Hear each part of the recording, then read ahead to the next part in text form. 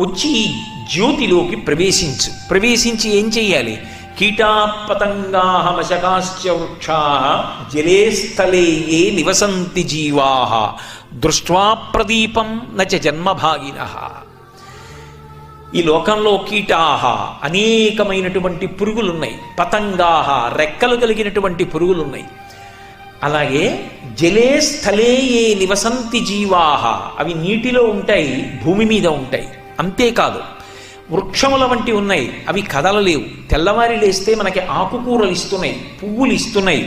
కిరణజన్య సంయోగ క్రియ ద్వారా సూర్యభగవానుడి నుంచి పొందినటువంటి శక్తితో పత్రహరితాన్ని తయారు చేసుకుని ఆకులలో ఆకుపచ్చతనాన్ని నింపుకుని దాని ద్వారా మనకి ఆహారాన్ని సమకూరుస్తున్నాయి. అయినా ఆ చెట్లకి తమకి తాము ఉపకారం చేసుకోగలిగినటువంటి